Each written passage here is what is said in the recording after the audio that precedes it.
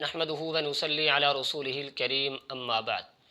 क्या फ़र्ज़ नमाज और सुन्नत नमाज के पढ़ने का तरीक़ा एक ही है या इनके पढ़ने का तरीक़ा मुख्तलिफ है? क्या फ़र्ज़ नमाज और सुन्नत नमाज में कुछ फ़र्क है या नहीं? फ़र्ज़ नमाज किस तरह पढ़नी चाहिए, सुन्नत नमाज किस तरह पढ़नी चाहिए? बहुत सारे लोग ये मसला नहीं जानते। बाज़ लोग फ़र्ज़ नमाज को सुन्नत नमाज की तरह पढ़ रहे होते हैं और बाज़ लोग सुन्नत को फ़र्ज़ की तरह पढ़ रहे होते हैं, जबकि फ़र्ज़ और सुन्नत के पढ़ने का तरीक़ा मुख्तलिफ है। तो आज की इस वीडियो में फ़र्ज़ नमाज और सुन्नत नमाज के पढ़ने का मुकम्मल तरीक़ा और इनके दरमियान क्या फ़र्क है वो आपके सामने बयान किया जाएगा। वीडियो की जानिब बढ़ने से पहले आपसे एक ही गुजारिश है, वीडियो को लाइक करें और अगर चैनल पर नए हैं तो चैनल को लाजमी सब्सक्राइब कर लें। मुहतरम नाज़रीन, नमाज दीन का बुनियादी और अहम तरीन रुकन है। अल्लाह रब्बुल इज़्ज़त ने ईमान वालों से सबसे पहले जिस चीज़ का मुतालबा किया है वो नमाज है। अल्लाह ने कुरान पाक में फ़रमाया अल्लज़ीन युमिनून बिल गैब व युक़ीमूनस्सलाह, कि जो लोग बिन देखी चीज़ों पर ईमान रखते हैं उनकी पहली सिफ़त यह है कि वो नमाज कायम रखते हैं। और आप अलैहिस्सलातु वस्सलाम का इरशाद है जुइलत क़ुर्रतु ऐनी फ़िस्सलाह, कि मेरी आँखों की ठंडक नमाज के अंदर रखी गई है।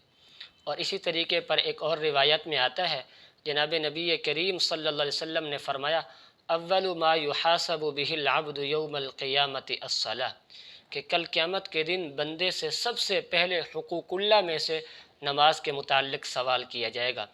फ़इन सलुहत सलुह साइरु अमली, अगर नमाज अच्छी और पूरी निकल आई तो उसके बाकी आमाल भी पूरे उतरेंगे।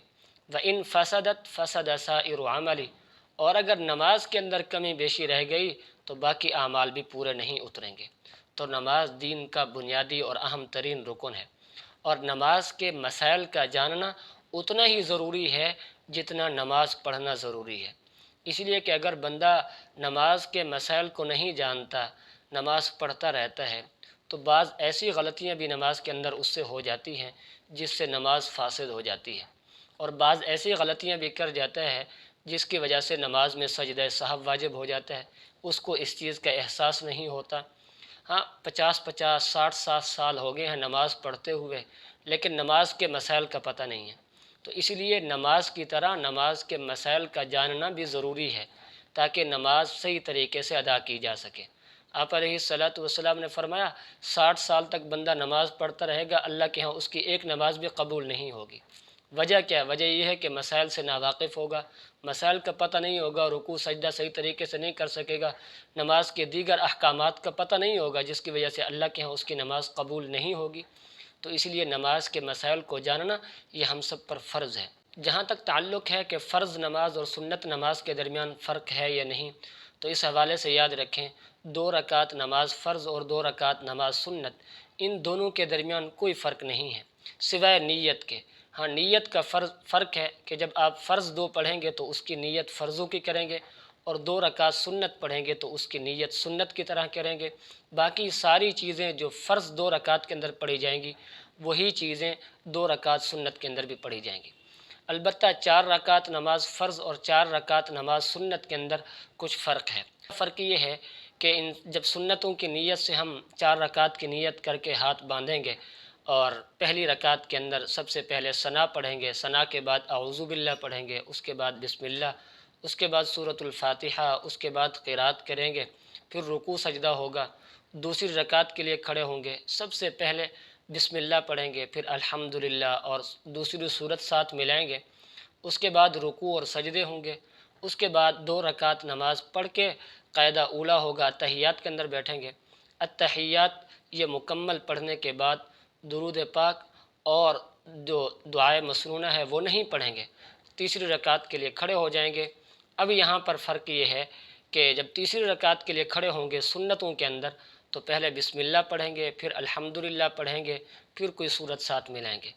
इसी तरीके पर चौथी रकात के अंदर भी हमने यही करना है कि चौथी रकात में भी जब हम खड़े होंगे पहले बिस्मिल्लाह, फिर अल्हम्दुलिल्लाह, फिर दूसरी सूरत साथ मिलाएंगे, फिर जो है रुकू सजदे और चौथी रकात भी हमारी मुकम्मल हो जाएगी। और जहाँ तक फ़र्ज़ नमाज का ताल्लुक़ है 4 रकात वाली, तो उसके अंदर का फ़र्क यही है कि 2 रकात जब हम पढ़ लेंगे, 2 रकात के अंदर तो मुकम्मल क़िरात करनी है, پہلی میں ثنا الحمدللہ، دوسری صورت، اور اسی طریقے پر دوسری رکعت میں فرض کی پہلے الحمدللہ، پھر دوسری صورت ساتھ پڑھیں گے، پھر التحیات کے اندر بیٹھیں گے سجود کے بعد، پھر التحیات مکمل کرنے کے بعد تیسری رکعت کے لیے جب ہم کھڑے ہوں گے تو تیسری رکعت میں ہم نے بسم اللہ پڑھنی ہے اور الحمدللہ پڑھنی ہے، اور کوئی صورت اس کے ساتھ نہیں ملانی فرض نماز کے اندر۔ تیسری رکعت میں رکوع کے اندر چلے جائیں گے، رکوع سجدے کریں گے، اس کے بعد چوتھی رکعت کے لیے کھڑے ہوں گے، چوتھی رکعت کے اندر بھی یہی کام کرنے ہیں کہ پہلے بسم اللہ پڑھیں گے، پھر الحمدللہ پڑھیں گے۔ اب یہاں بھی کوئی صورت ساتھ نہیں ملانی، پھر رکوع کے اندر چلے جانا ہے، رکوع کریں گے، سجود کریں گے، پھر التحیات میں بیٹھ جائیں گے اور التحیات پڑھیں گے، درود ابراہیمی پڑھیں گے، دعائے مسنونہ جو بھی آتی ہو وہ پڑھیں گے، اس کے بعد سلام پھیر دیں گے۔ تو یہ فرق ہے فرض نماز اور سنت نماز کے اندر۔